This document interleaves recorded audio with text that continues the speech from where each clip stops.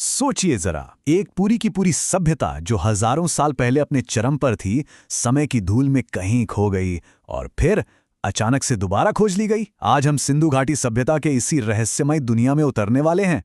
लेकिन देखिए, इस सभ्यता की कहानी को समझने से पहले ये जानना जरूरी है कि दुनिया के इतिहास में ये कहाँ फिट बैठती है।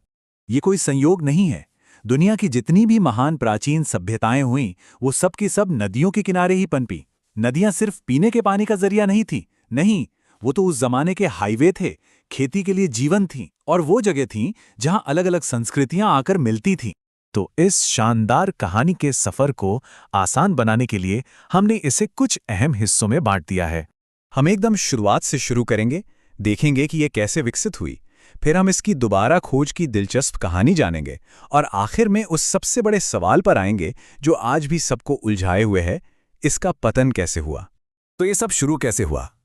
देखिए, ये सभ्यता कोई रातों रात खड़ी नहीं हो गई थी। असल में पुरातत्वविदों ने इसके विकास के 3 अलग-अलग चरण पहचाने हैं।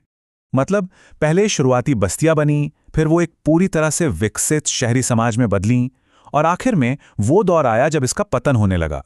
ये एक क्रमिक विकास था।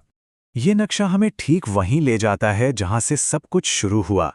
ये शुरुआती जगह ही वो नींव थीं जिन पर आगे चलकर इतनी बड़ी सभ्यता की इमारत खड़ी होनी थी। बलूचिस्तान की पहाड़ियों से लेकर गुजरात के तटीय मैदानों तक, इन सभी जगहों पर इस बड़ी पहेली के छोटे छोटे लेकिन बहुत जरूरी टुकड़े बिखरे हुए हैं। और इन जगहों पर जो सबूत मिले हैं वो वाकई हैरान करने वाले हैं। आग लगने के निशान मिले हैं जो शायद किसी बड़ी तबाही की ओर इशारा करते हैं, और तो और गैंडे की हड्डियां भी मिली हैं जो हमें उस दौर के पर्यावरण और जंगली जीवन के बारे में बताती हैं। लेकिन शायद सबसे ज्यादा हैरान करने वाली बात ये नहीं है कि ये सभ्यता थी, बल्कि ये है कि ये हजारों सालों तक दुनिया से छिपी कैसे रही। तो चलिए अब सुनते हैं इसकी दोबारा खोज की कहानी। इस कहानी की शुरुआत होती है इन 2 लोगों से, चार्ल्स मैसन और अलेक्जेंडर कनिंघम।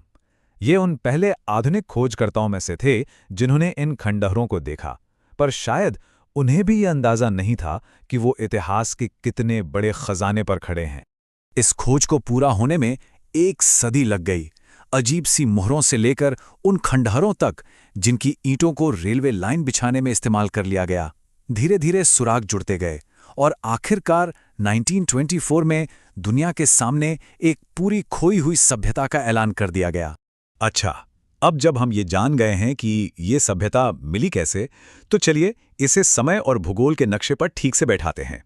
इस सभ्यता का सही समय पता लगाना भी एक पहेली जैसा था। शुरुआती अनुमान इसे बहुत पुराना बताते थे, लेकिन फिर कार्बन 14 डेटिंग जैसी आधुनिक तकनीक ने हमें एक ज़्यादा सटीक समय सीमा दी। और हाँ, हमें धर्मपाल अग्रवाल के शानदार काम को बिल्कुल नहीं भूलना चाहिए। उन्होंने ही इन प्राचीन रहस्यों से पर्दा उठाने के लिए आधुनिक विज्ञान का इस्तेमाल किया था। और जब हम इसके आकार की बात करते हैं तो हम एक बहुत बहुत बड़े इलाके की बात कर रहे हैं। ये आज के भारत और पाकिस्तान के एक बड़े हिस्से में फैली हुई थी और इसकी पहुंच अफगानिस्तान तक थी। यहाँ देखिए, इस नक्शे से इसके फैलाव का सही अंदाजा होता है।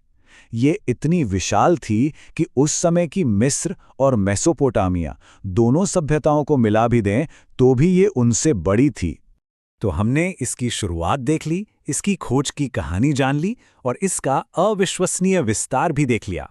लेकिन ये सब हमें उस सबसे बड़े रहस्य की ओर ले जाता है कि इतनी शक्तिशाली और उन्नत सभ्यता आखिर गायब कैसे हो गई।